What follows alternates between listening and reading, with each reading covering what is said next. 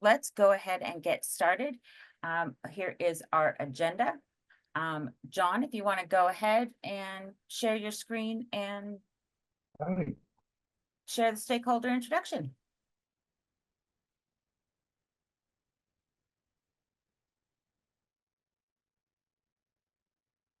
All right. Good morning, everyone. I hope everybody's doing well.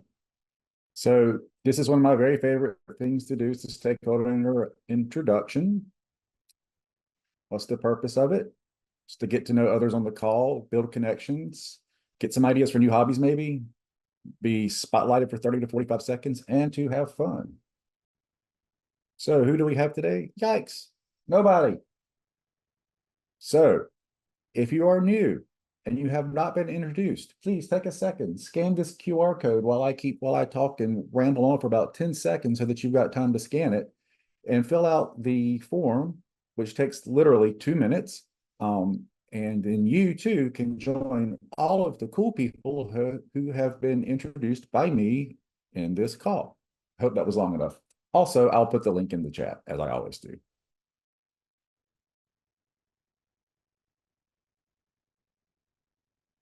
So that's that.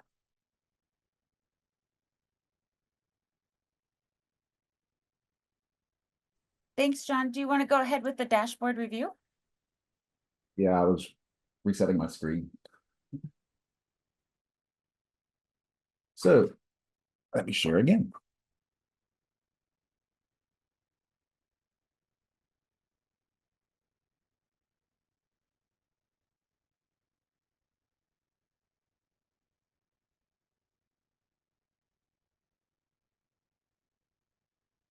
So this morning, it's sort of a dashboard review. It's a review of some information that people may not realize is on our website.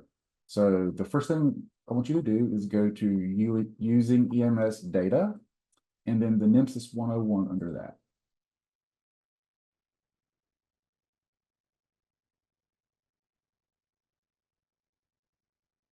So one of my roles here is state support, which means I talk to new EMS managers and some not so new EMS managers just to hang out and chat. But there's been some questions recently that have come up in several different conversations, and I thought I would just show you where you can find some of this information on our website. So again, under using EMS data in NEMSIS 101, if you go down to maintaining the data standard, these three things are all pretty cool. And it can help answer some questions. So the first one is the roadmap.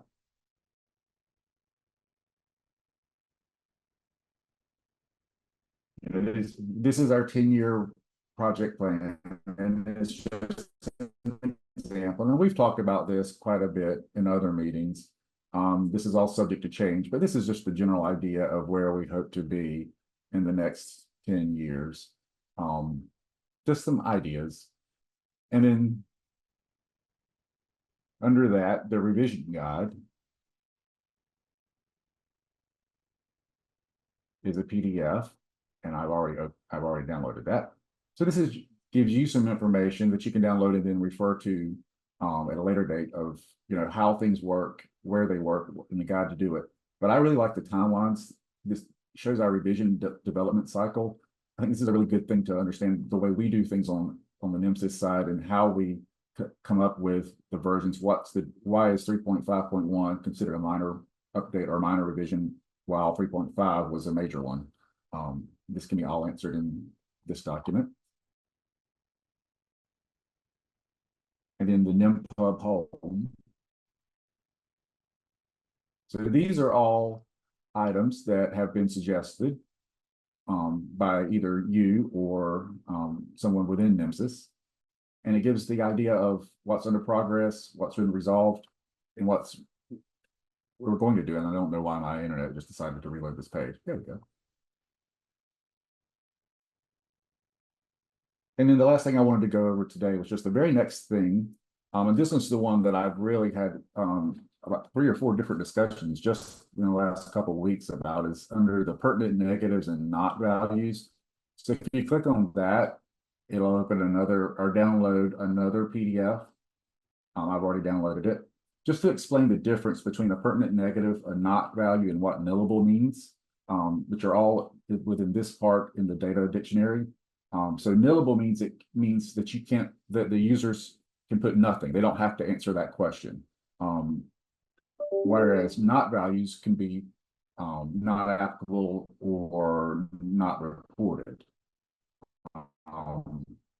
So, and it really explains the differences between when the not values can be used, when they can't be used, and when nillable can and can't be used. But again, this is one of those things that's come up a couple times. This is a really nice, succinct guide. And the last one is another PDF.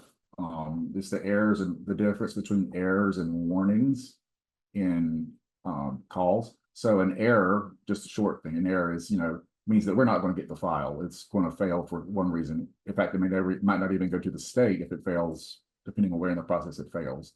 And then a warning is just a decision that's made to either complete or not complete a value. So we will still get the file. We'll just have a warning. But these are probably the two most confused things that I spend time explaining to new managers and external candidate or external people with questions. So just again, where to go to find these answers. There's a lot of stuff available in the NEMSIS 101. Those are the two that I really wanted to go over, but there are a lot of things in the state-specific tools that are very useful.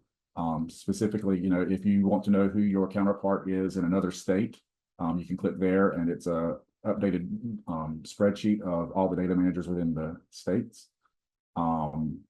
And then we always keep the grant information updated as we get grants. But that's just what I wanted to go over today. So that's all I have. If you have any questions, always feel free to reach out as well. Thanks, John. Did anyone have any questions that they wanted to ask? You can raise your hand or you can put it into the chat. I'll give you just a minute because I don't know about you, but I can only type so fast.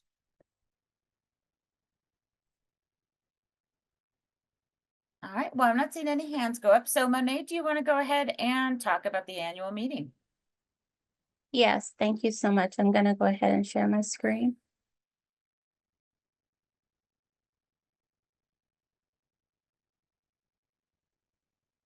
All right, so first of all, I want to say thank you to everyone who have already registered for the NEMSIS annual meeting. And I would also like to thank you for making your reservations at the Sheraton. The hotel is nearly sold out, and I really appreciate that. We currently have about 5 rooms remaining. So if you have not yet registered, please take time to go ahead and complete that work, and we'll be able to ensure that you have space in the venue and have all the fun activities, participate in all the fun activities that we'll be engaging in during that time. It's also a celebration, and we can start talking about the fun things that we're going to be doing at the venue. I want to mention briefly that during the week, we will have our traditional scavenger hunt. I'm giving you the first clue today. It's this picture up at the top here that says clue number 1.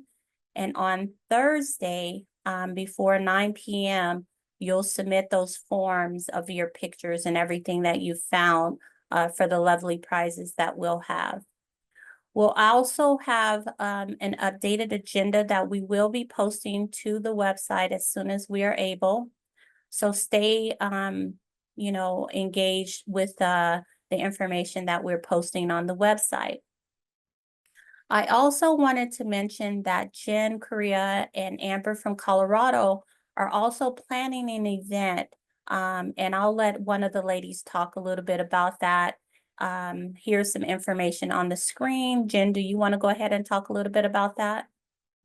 Sure, I can. So this is the Fear Factory, which is one of the top rated haunted houses, according to the Travel Channel in the US. And October is that fun, haunted, some people's favorite season, which happens to be Amber and I's favorite season. And so we wanted to take a trip on Wednesday night after the NEMSIS activity. We're going to run down. Everybody would be on their own to arrange for their own travel, to arrange for their own tickets. I do have, I'm going to just share really quick, Monet, and then I'll hand it back to you. Here we go.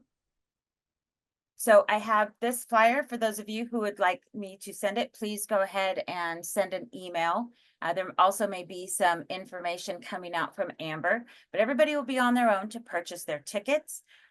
There's a small group of us that already have, and we're going to go to the 8:30 Wednesday night without touch. So without touch means that nobody can touch you. With touch just means the monsters can touch you. You can't touch them. There's no kidnapping, no rough stuff. This isn't that type of haunted house.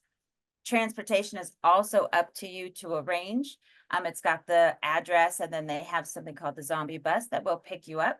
And then, of course, if you have any of the listed health issues or anything like that, they do recommend that you do not attend. But I think it looks like it's going to be a lot of fun. And since we're having this meeting in October, it's the perfect time to do it.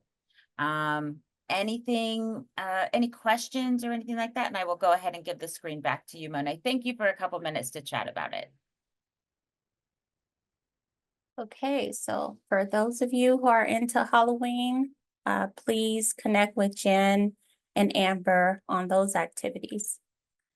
Now, I would also like to start by saying, please and thank you in advance. The next topic is a little, we need some work, we need some help. So that's why I'm asking for help on this call. We currently have, this is the status of the V3 data use agreements, the V3-5 data use agreements specifically. We currently have 46 states that are submitting V3-5 data to the NEMSIS National Repository. And we currently have about half of those states that we have executed DUAs for. So you can see on the next chart here, the blue and the red. I am requesting some additional assistance from state managers and state directors. And even if there are compliance folks on the call, I do need to continue to have these conversations about the data use agreement. The goal is to try and have, more data use agreements completed before October of this year, in time for the national annual meeting. However, I do realize that data use agreements take some time. I will let you know that typically the data use agreements take approximately 4 weeks for the majority of the states that have already implemented them.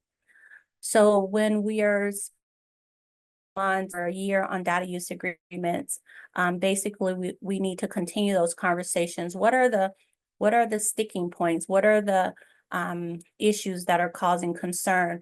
And if we can continue to send those concerns to our legal compliance team, then we can work them out and continue this progress of executing the data use agreements.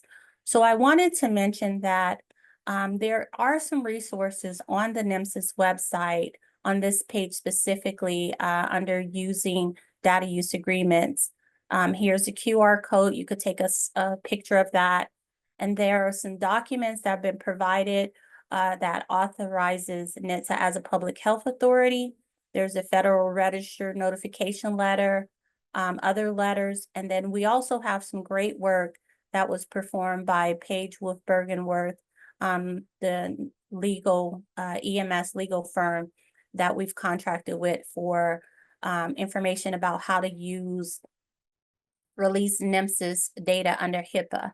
So please look at those documents. And if there's any additional information that you need, maybe some customized reports or something like that to show the value of why it's important for your state to submit data, please let us know, because we've been creating some specialized documents for each state based on those requests.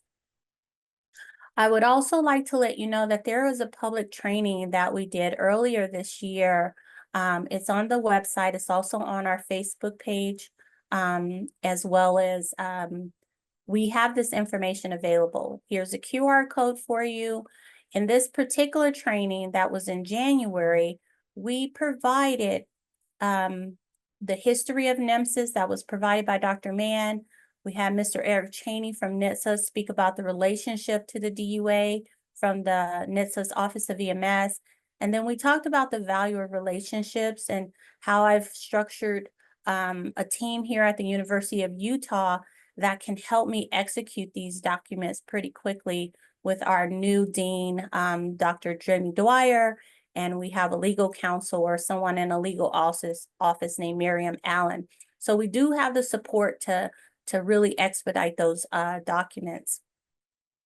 And then the third thing that I will mention is each month in the monthly activity report, I will indicate that there is a section that describes this DUA process and the work that we need to complete. And my information is listed here. So I have been emailing various states pretty frequently lately. And I know you're saying, I'm tired of seeing these emails. When is she going to stop? This is the goal. The goal is to have 54, 56 data use agreements or IRBs completed. And so if I can get close to this, then you'll see a reduced number of emails and calls. But this is the challenge that I have at this time. So thank you so much for your attention. Are there any questions at this time?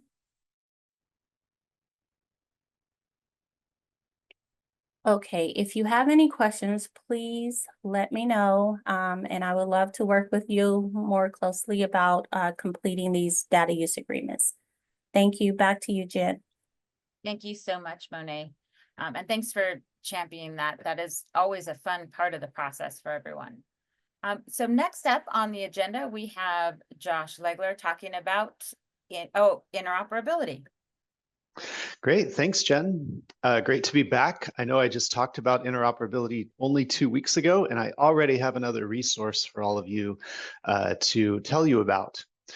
So this is a new transformation that I published just a week or two ago to transform, the previous transformations that have been published so far will get data from an HL7 document that a hospital produced, and then you can extract the outcomes and get those into a NEMSIS format.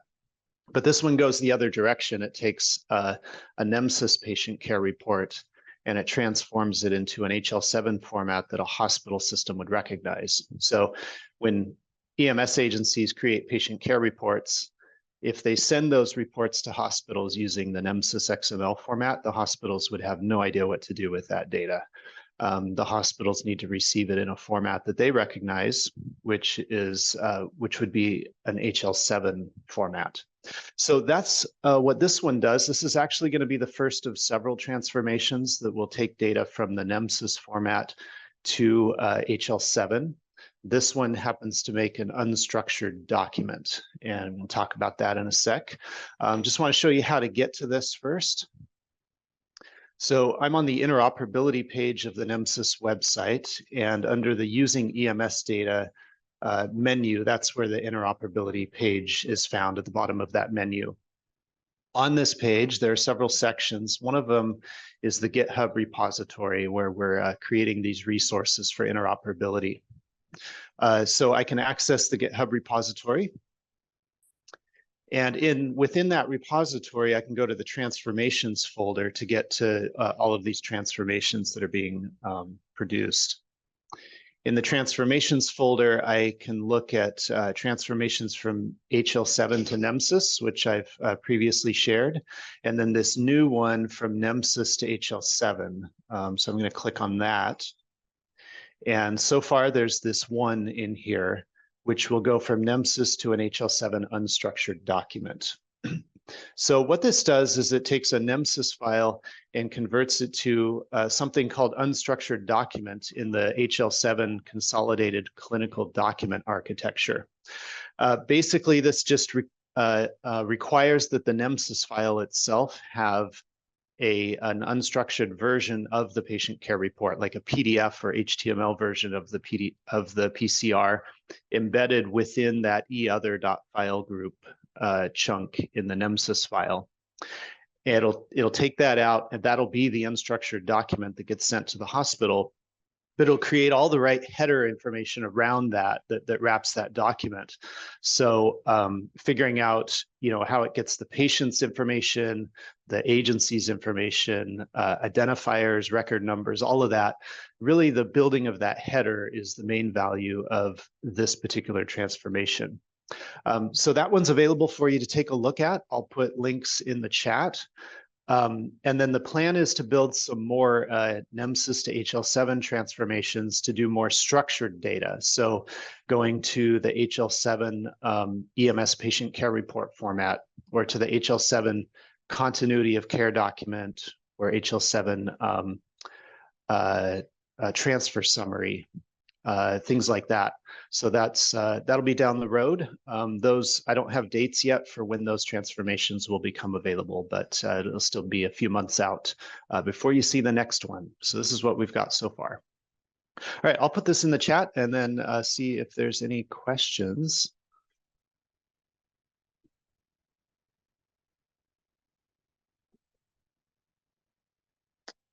Okay, I don't think I'm seeing any questions. So Jen, back to you. I'll continue to watch the chat. Thank you very much, Josh. And thank you very much for getting all of those tools out for everyone so quickly. I know it is appreciated.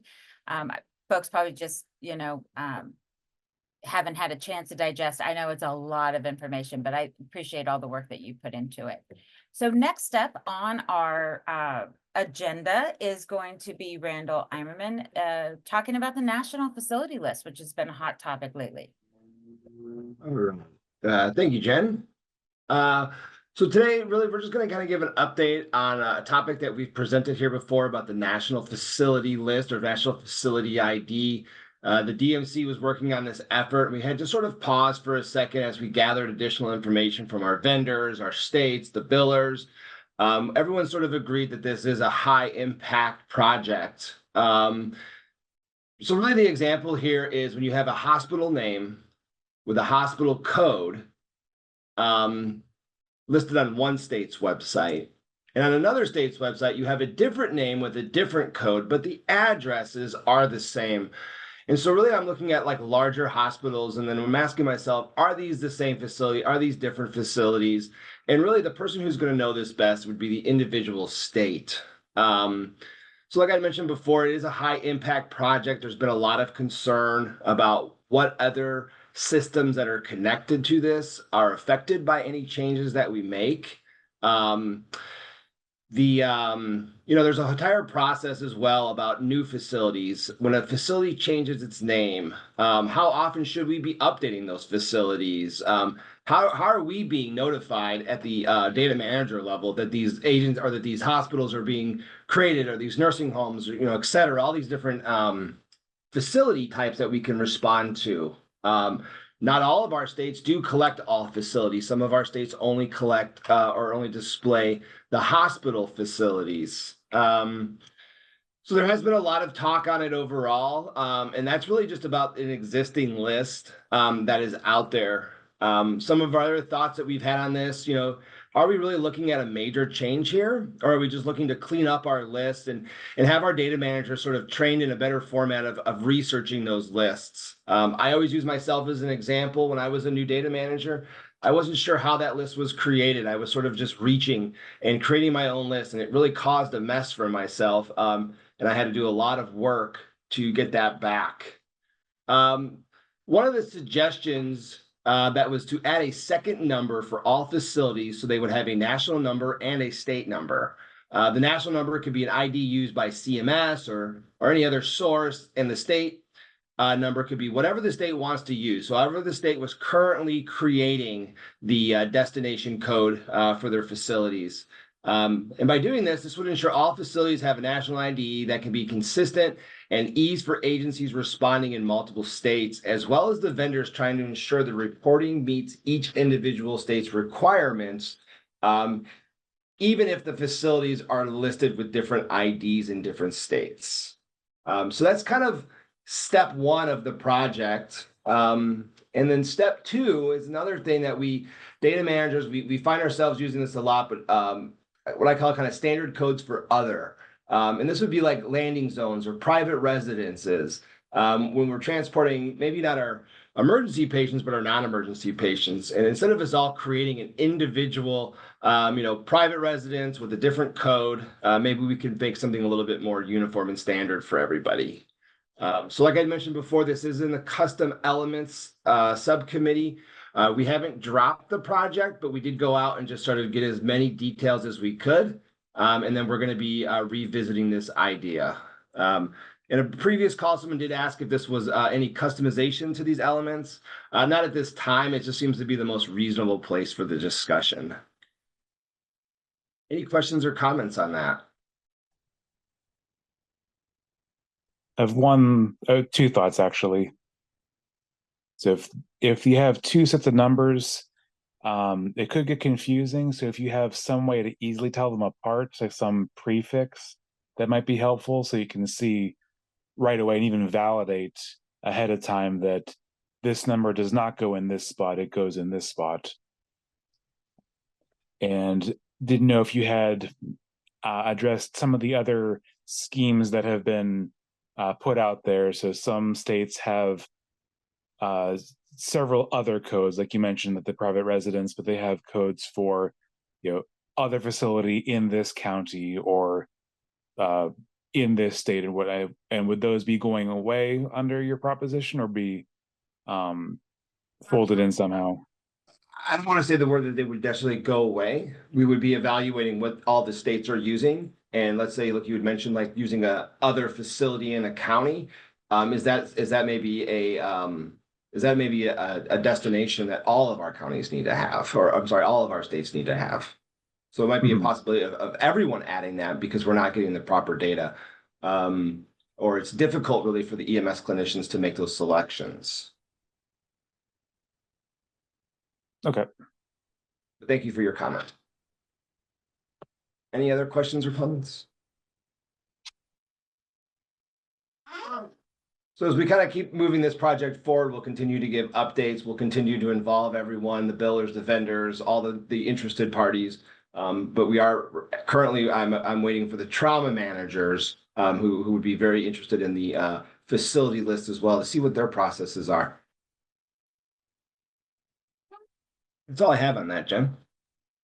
If you want to go ahead and go right into the blood documentation, that would be great.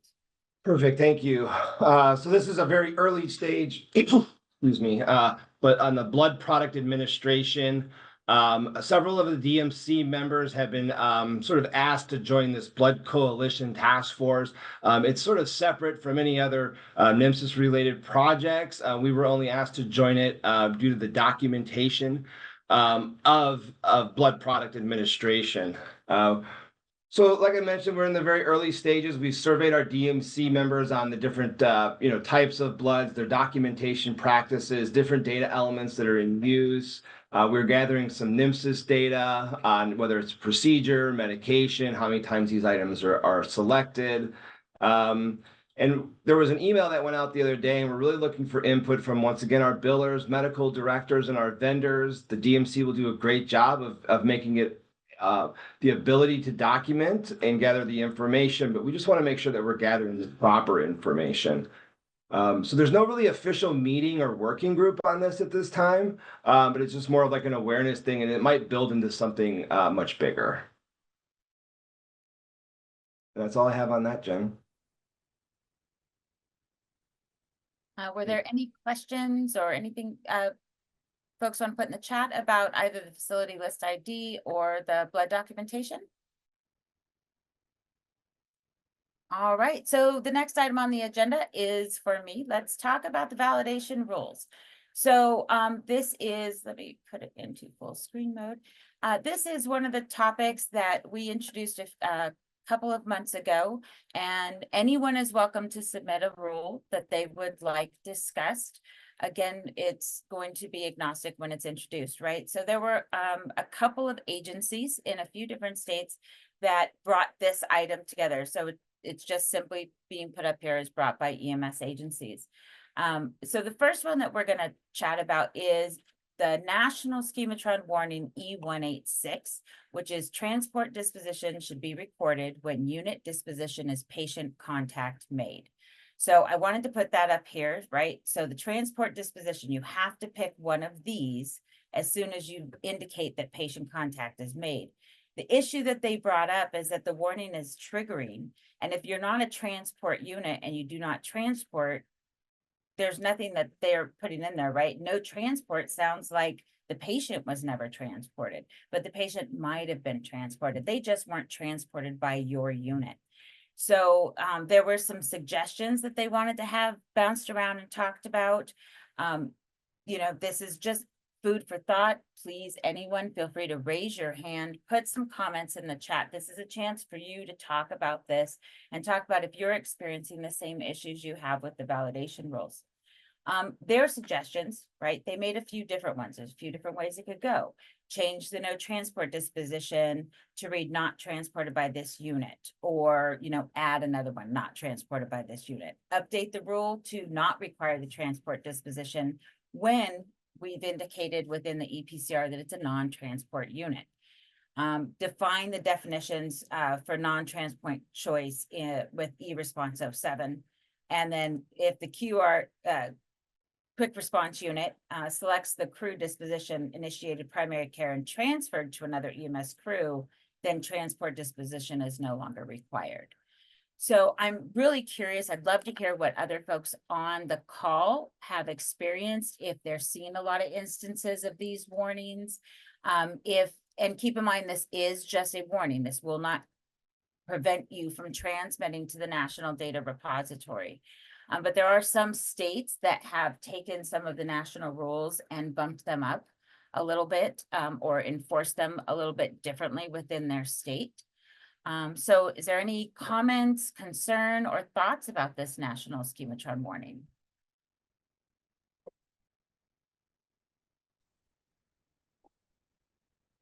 Jen, this is Chad in Kansas. I guess I just want to double check. So their issue is that they're getting this warning because they're a non-transporting unit and they're completing a report and they put patient contact made, and they're getting this and they don't feel like there's a appropriate answer for them on this one. Correct, because this is it's supposed to be about the transport for the patient and by which unit, and the patient may have been transported by another unit, but they weren't transported by this unit. And so they felt that if it was more specific, right, instead of saying transported by another EMS unit, period, they wanted to be able to say not transported by their unit. I think it does say that though, doesn't it? The choice 5. Yeah, I think you're saying that, Chad.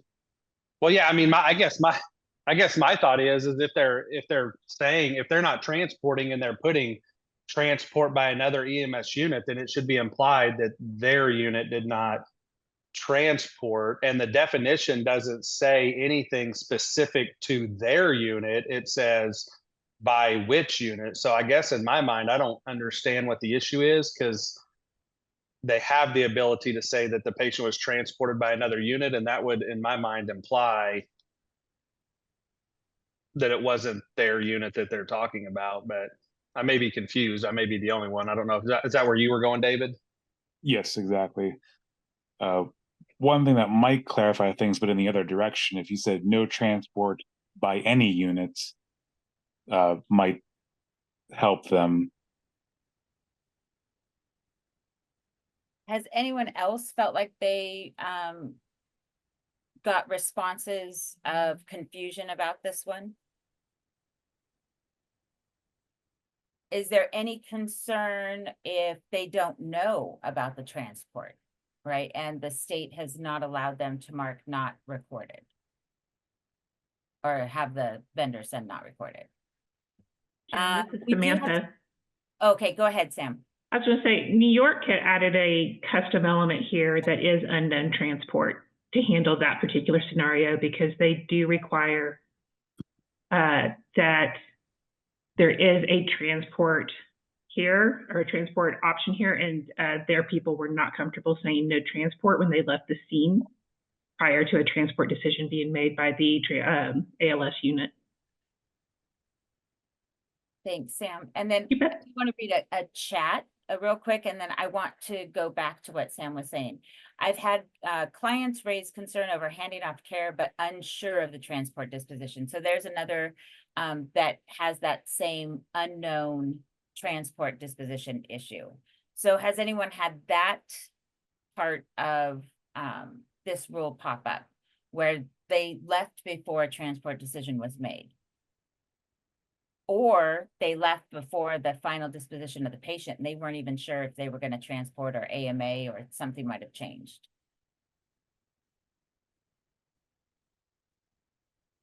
Yeah, we definitely contemplated that a lot in Colorado when we first implemented these and how to provide guidance to folks. And from the data analysis standpoint, we use this element a lot to understand the rate of transport by patients or by our EMS agencies. So we typically just look at the transport crews and how they answer this question. So I see the logic of maybe if you're a non-transporting crew, you shouldn't have to answer this, but we have plenty of folks out there who act most often as the first response non-transport agency, but still have transport capabilities. And so that's where things get really wonky. Like they could transport a patient, but they're not typically the transporting agency. So I don't know. I'm looking at, like your option 2 here, and 3 to see if our non-transporting agencies wouldn't have to answer this. Because again, from a analysis standpoint, I typically don't look at this response for my non-transporting folks, but there's not a good way to really differentiate them. Yeah, I do think that I'm not opposed to having a known transport option, because I do think there are situations where, first response absolutely can get on scene, and then maybe the transporting crew releases them and says, hey, we're good, we don't need you anymore, go back in service, or another higher priority call comes in and they let them leave to go to that. So I don't think there's a concern, at least from our end, on having an unknown transport option in those situations. Or what do you think about that option 4 that she has here, that if they say they transferred care, then this element is no longer required? Yeah. Which nationally they're allowed to put in not recorded, but some states have tightened that up where not recorded is not allowed. So thank you so much. Are there any other state data managers that want to talk about the impact or the thoughts they had in their state?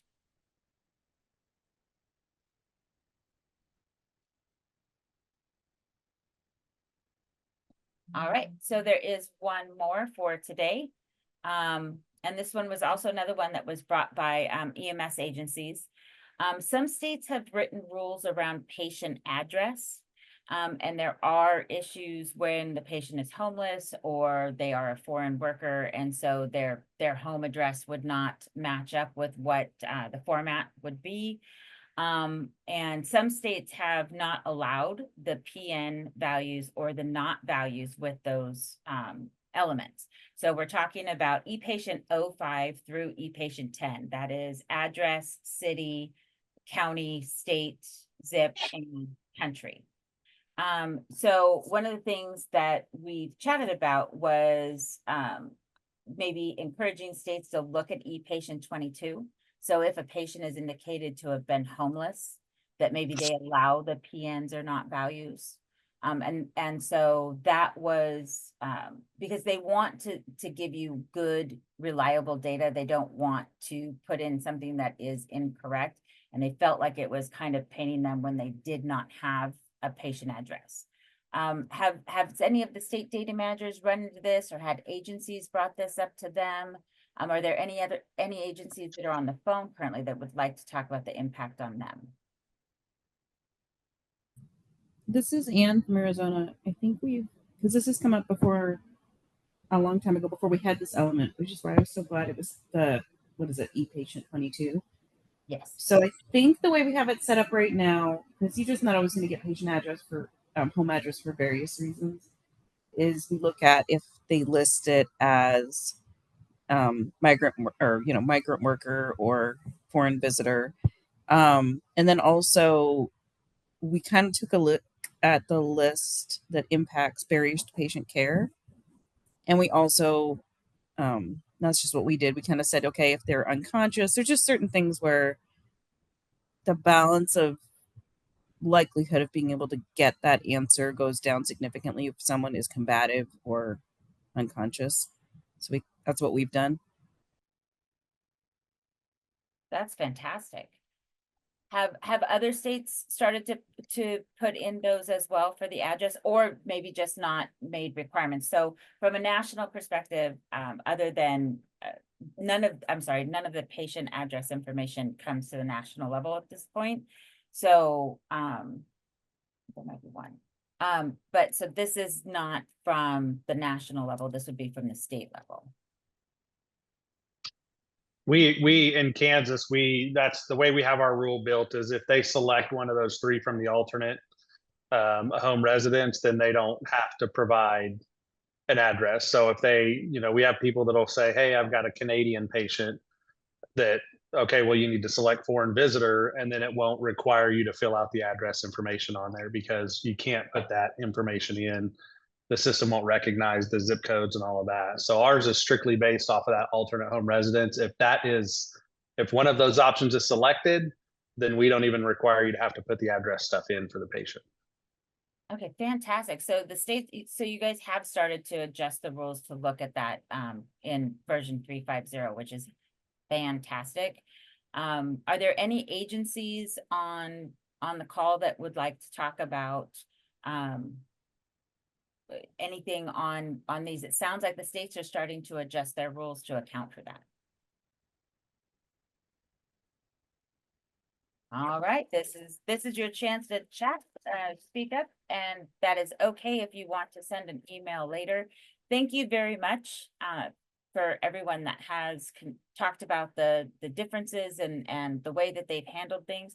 It is a great opportunity to start thinking about how the validation rules out there affect everyone, right, that's entering the data. So the next item on the agenda, Eric, is the items from the Office of EMS. Hey, good afternoon, everyone. Can you hear me okay, Jen? Yes, sir. So I don't have anything above and beyond the agenda with the exception of one sort of request. We are heavily engaged in working out the process and way forward on this community paramedicine data set. We'll be meeting with some folks in at EMS World with NAMI HP and Victoria and that group.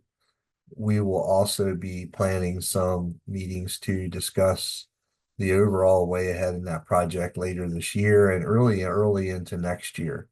So what I'm asking for from this group is if there are people who are super interested in this topic and would like to be in more of a leadership role, I would greatly appreciate letting Jen or myself know.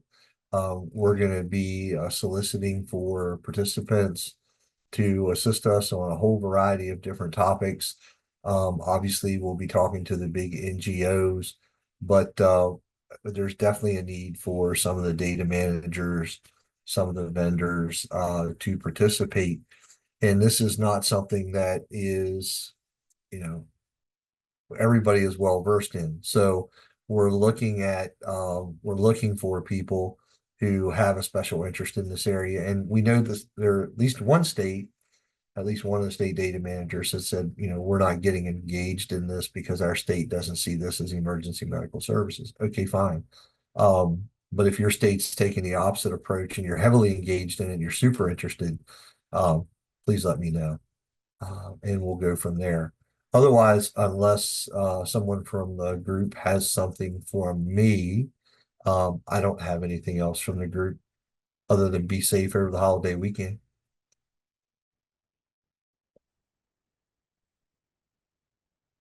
Are there any questions for Eric? other than how did you put together such a great team here at the NEMSIS TAC, right? That's there's Oh yeah, that was it. I forgot to mention that. All right. Well, thank you very much. And as always, you can reach out at any time to Eric and to the NEMSIS TAC, and we're always happy to answer your questions. I do want to remind everyone that the next public training is on Tuesday, September 10th, and we're going to be talking about the medical coding systems used by NEMSIS. So that's ICD-10, RxNorm, SNOMED, and Josh Legler, who is always a very interesting person to listen to, will be giving that presentation. And that brings us to open forum. Are there any questions or the items for open forum?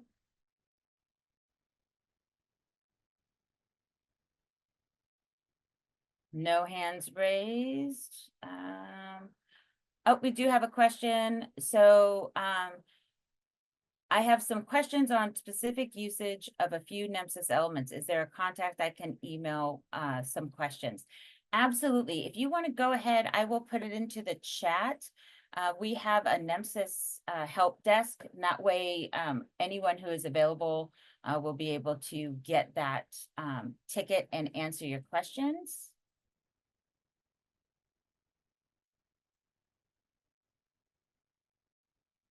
And I'll put that out for everybody.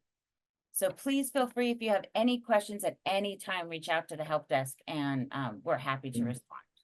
Jonathan has a question. He's got his hand up. Oh, okay. Go ahead, Jonathan. You should be able to unmute.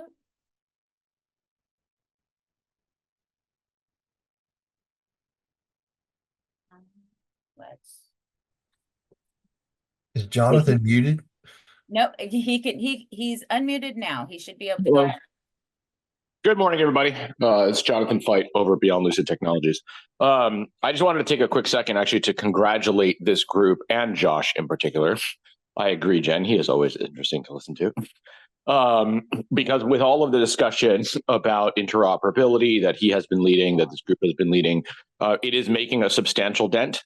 There will be more on this in specific to talk about in the coming weeks, but in particular, the state of Michigan and its statewide health information network called MyHIN just put out an announcement about their newfound ability to bring in NEMSIS data, and it involved two vendors on this call, in particular our organization and ESO, working together to enable the state to receive inbound data consumably that they can then share with every hospital in the state of Massachusetts. Oh, excuse me, of Michigan. Massachusetts actually has a similar capability as well, so that it should be top of mind for anyone here from Massachusetts. But Michigan did just put out that statement.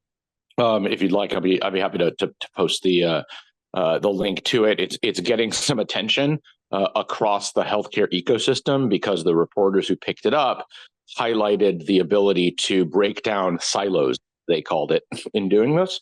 And so I hope that this group assembled, and if Emily or anyone who works with her here is here, you again will see this as a feather in the cap. The rest of the healthcare ecosystem is watching.